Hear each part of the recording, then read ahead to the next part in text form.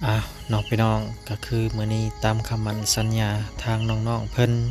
ก็คือทางน้องกัญญาเพิ่นนั่นแหละน้องพี่น้องเพิ่นได้ฝันเห็นทางบ่าวน้อยพาเพิ่นไปซื้อนมว่าซั่นโอ้เคยว่าแต่ซอยคิดมาพี่น้องเนาะเห็นทางน้องกัญญาเพิ่นนี่แหละ เห็นครอบครัวเพิ่นครั้งแรกเลยที่ฝันเห็นบ่าวน้อยพี่น้องเนาะเพิ่นว่าพาไปซื้อนมก็เลยฝันเป็นจริงว่าซั่นจัดไปเลยพี่น้องบ่าวน้อยก็ได้เนาะ จะได้กับข้อขอบคุญขอบคุณเด้อทางลิซ่าทางตาดำเพิ่นเนาะกับเงินที่ยังค้างยังเหลืออยู่พี่น้องที่เงินส่วนหนึ่งเพิ่นประกอบส่วนเนาะซื้อเครื่องซื้อของวางไอ้แก้วมาส่งเมื่อกี้นี่ก็เงินก็ยังเหลืออยู่เนาะพี่น้องก็ว่าสิสมทบเรื่องบ้านนั่นแหละแต่ก็บิแบ่งซื้อของอยู่ของกินนำให้น้องเพิ่นเนาะซื้อนมซื้อเครื่องดื่มมาบำรุงทางน้องๆเพิ่นนั่นแหละพี่น้องเนาะมื้อนี้ก็ทางทีมงานเนาะพี่น้องทีมงานทางเบาแสนเบาตาเบาจิตพี่น้องเพิ่นก็มาแจ้งข่าวดีเพิ่นเหมือนอีกแล้วเนาะมีประกอบบุญส่วนนำว่าสันจาพี่น้องเนาะจะได้ก็ขอบุญกับคุณเด้อเพิ่นจะดีเบิดสุขสุขคนเนาะก็มาสมทบเรื่องบ้านเรื่องซองซื้อของอยู่ของกินมอบเงินให้เพิ่นพอได้ซื้อของอยู่ของกินเนาะโอเคเนาะพี่น้องเดียวหับไปชมเบิ่งบรรยากาศน้องๆเพิ่นกินนมกันเลยเนาะว่าเพิ่นสิดีใจส่ำใดพี่น้องมื้อนี้เนาะโอเคไปฟังเรื่องราวกันเลยกินเบิดบ่ปองหนึ่งเบิดบ่หรือบ่เบิดข้างแล้วบ่นี่เสร็จบ่ได้ถือมาข้างมัน กินแล้วมันข้างมันเอาแล้วนู้นฟังรสชาติฟังรสชาติกินออกไปสิฟังรสชาติว่าจึกเหิงเติบเลย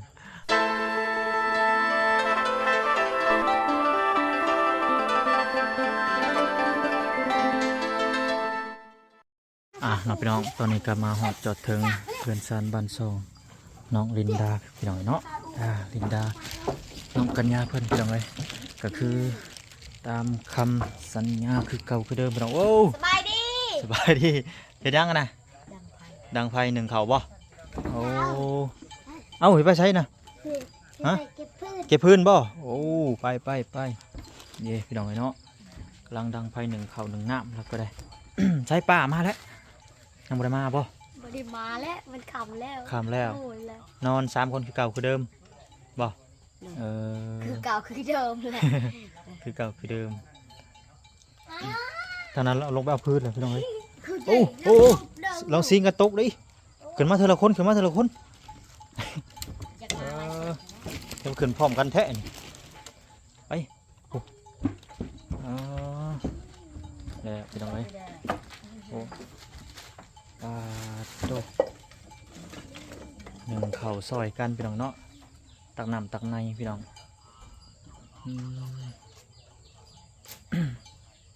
ทะเลเนี่ยเอ้ยจากกุยตอนไม่ยังนะน้ำไม้โมเมนสวัสดีพี่น้องก่อนไหมสวัสดีพี่น้องมาสวัสดีน้องนางน้อยสวัสดีมื้อนี้พากันเห็ดกินยังมื้อนี้ฮะสิพากันเห็ดกินยังเห็ดกินไก่เห็ดกินไก่อีกแล้วสิเป็นไก่จะมันออกยังไงเลยฮะเมื่อยแล้วกินมาม่าอย่ากินลายขนมเด้อไอเด้ออย่าเผากินลายเด้อขนมเด้อเป็นไอได้ตะโก้ยังไงตะโก้ไหนทั้งเป็นหนึ่งเข่าก้อนเปลืองเนาะเอาข้างหดเขาไว้ก้อนลูกใส่มะเขามาไว้ในหรอบ่บ่ได้มาลืมแล้วให้ได้สบายนี่หนึ่งเขาเย็นอุ่นเขาเย็นโอเคเอาอุ่นเขาเย็นก่อนอุ่นเขาเย็นจังไปว่ากันลมกันเป็นน้องเนาะตีไข่ป่ะยังมาทำสุกข้าวถ้าตีไข่กินแล้วเล่นมันไข่กินนี่กับทางทีมงานทางเบาแสนเป็นมาเยี่ยมมายามเป็นเนาะทางเบาต้าคำเบาจิตเป็นเนาะวาซาลีเป็นเนาะเป็นกันมาเยี่ยมมายามทางครอบครัวน้องลินดามาแจ้งข่าวดีเป็นเนาะแล้วก็ครอบครัวน้องไก่ทองเพื่อนหน่อย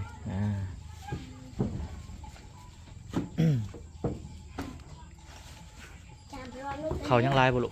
2 ติ๊บโอ้2 ติ๊บเลยเนาะโอเคจกใส่หวดจกใส่หวดโมเมนต์หวดตีมวยเนาะ ใส่เอาไปมวยมาลูกซอย ล้า กั ง น ก่อน ล้างก่อนใส่น้ำก่อนเอามา ไปไว้ ใส่น้ำ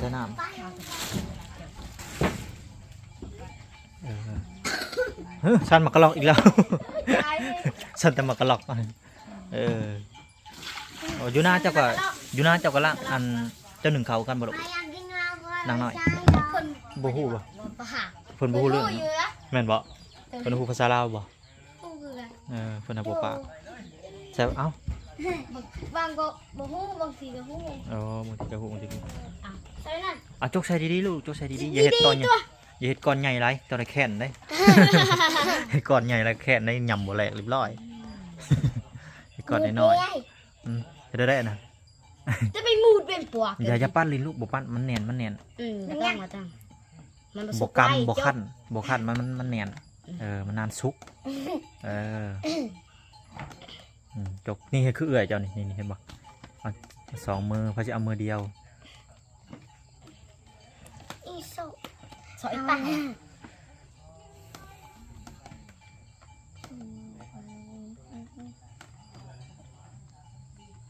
มื้อนี้ทางทีมงานบ่าวแสนบ่าวตาเพิ่นมายังมื้อนี้ลูกฮู้บ่เพิ่นมายังมาให้เงินบ่โอ้ได้เท่าไหร่น่ะฮะ ปลาให้เพิ่นให้400,000ปลาให้ข่อย900,000 โอ้เอายินดีนำ นี่ข่อยนี่ข่อย300,000เหรอ ไผให้เจ้า300,000 ข่อยให้300,000บ่แม่มันให้2อัน 2 อันเหี้ยวหน่อย2อัน 2อันเงินมั้ง 2อันเงินโอ้ย แต่ทีหลังจักบ่าวยังบ่ฮู้เพิ่นให้มึงให้อันนึงค่อยครับ ฮู้บ่ผู้ใหญ่ใจะดีทางไผซื้อแนวใดฮู้บ่เพิ่นซื้อหยัง เพิ่นบ่ได้ออก เพิ่นบ่ให้ออกซื้อเลี้ยงน้ำเนาะโอเคบ่เป็นหยังจังได๋ก็ขอขอบคุณกับคุณแทนทางน้องเพิ่นพี่น้องเนาะทางผู้ใหญ่ใจดีทางทีมงานบ่อแสนมามื้อนี้ทางบ่จิตเนาะเพิ่นก็ได้มอบเงินให้ทางน้องๆเพิ่น900,000 400,000ก็ทีมงานอันคนอื่นๆก็ให้ผู้เท่าใดอีกมี2จักคนให้เงินเจ้า2คนเนาะผู้หนึง900,000ผู้หนึง400,000บ่หรือว่าจังได๋คนเดียวหั่นผู้หนึงหั่น400,000ผู้หนึงเลย400,000โอเค900,000ก็ผู้หนึงนี่แหละ โอเค แล้วอายจักอายยังบ่ฮู้ บ่เป็นหยัง บ่ฮู้เพิ่นให้แสนนึงในหันเพิ่นมีเบาแสนเบาตาเบาจิตเบาคำประมาณนี้แหละพี่น้องเนาะ เอาเงินให้ทางน้องๆเพิ่นยินดีขอบคุณแทนทางน้องๆเพิ่นพี่น้องเนาะทางผู้ใหญ่ใจดีทางทีมงานเบาแสนเด้อพี่น้องเลยโอเคบัตรไปใส่เอายอไปใส่ว่าสิยังว่าสิบ่เริ่มเลย ใส่บ่เริ่มเลยมันยังบ่เริ่มเลย เขา บ่เริ่มเขาบ่เริ่มระวังสอบตารางเด้คอยไปเด้อ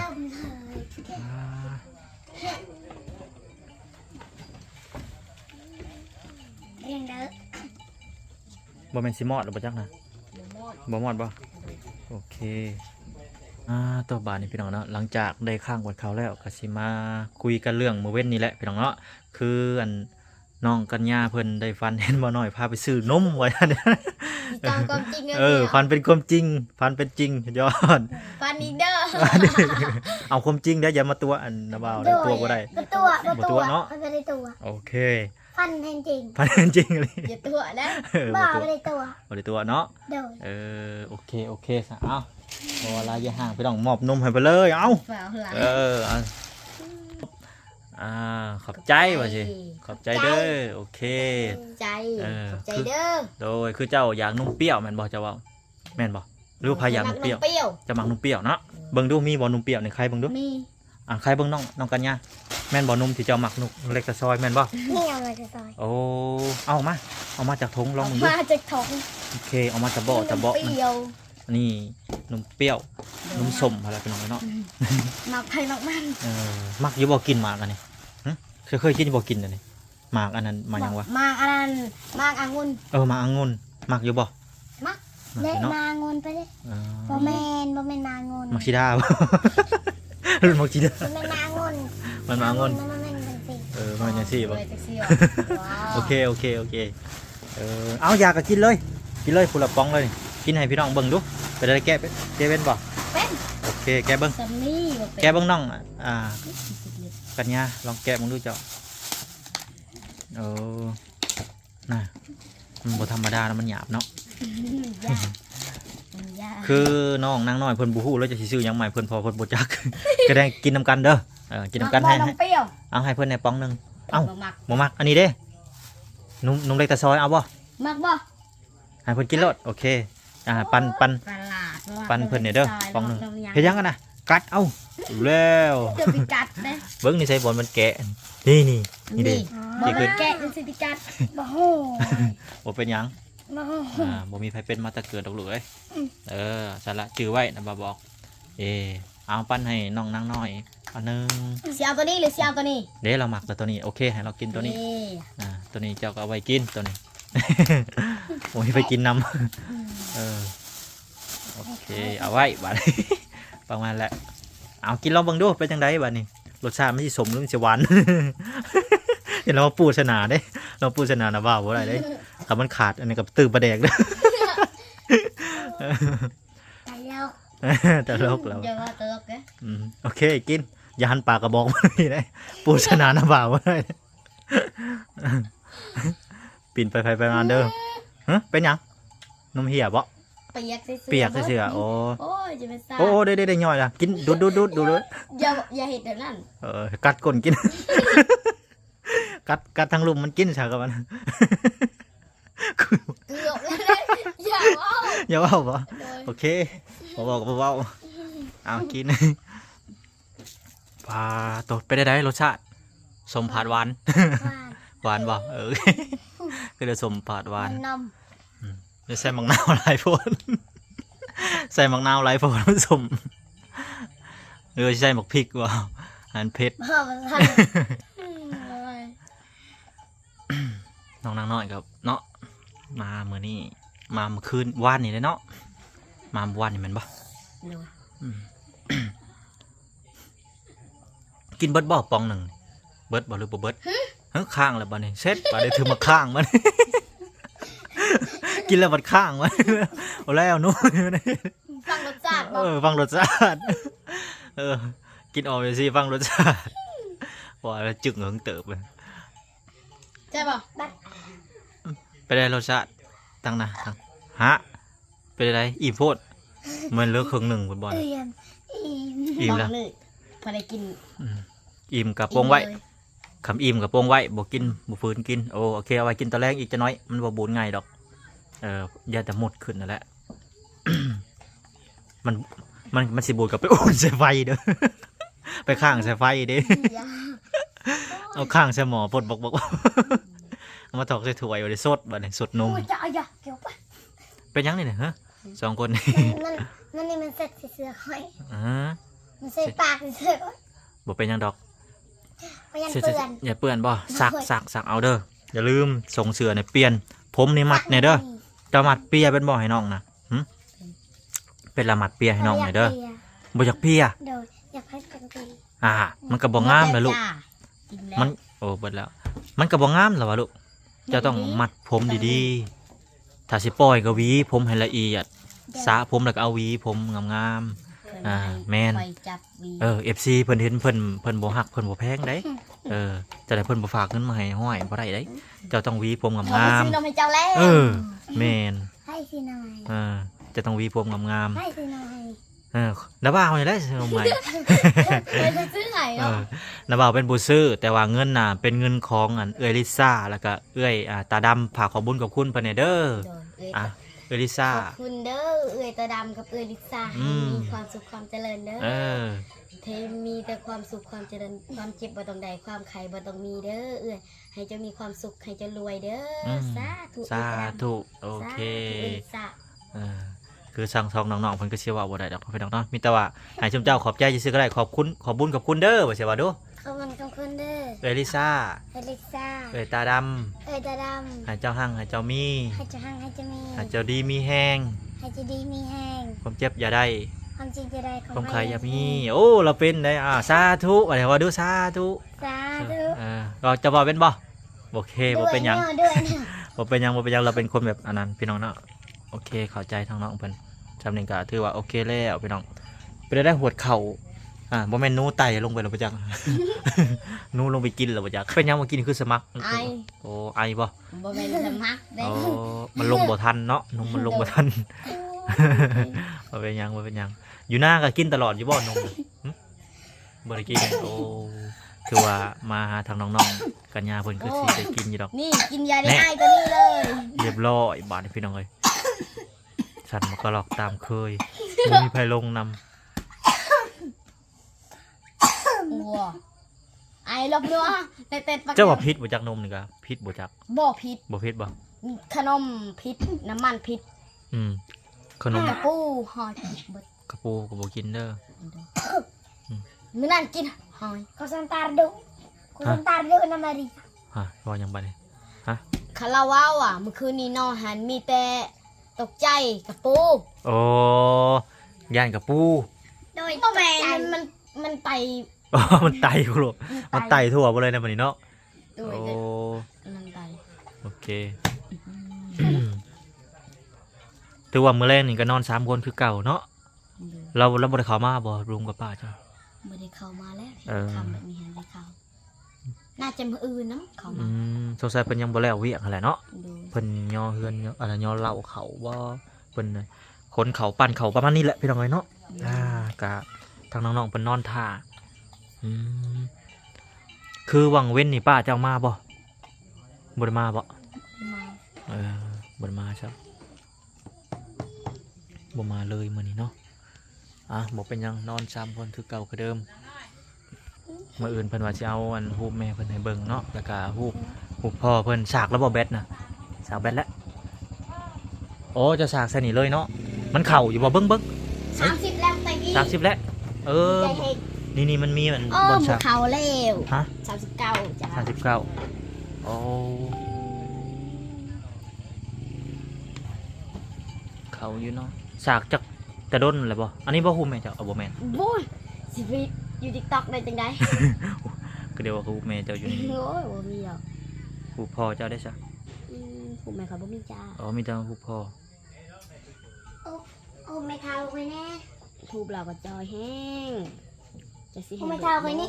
Oh, may tao ko. May, bumeho may tao may. Ni. Ni. มันน่ะจอมันตกเนาะมันอยากเหลื่อมเนาะสีมันเหลื่อม Pao kay tayo din eh. ๆบ่เห็นบ่ฮู้พ่อเจ้า Palihan, palihan. Wag ko. Palihan, palihan. May ay. แต่ตอนเมย์กันไหนลูกก็เคย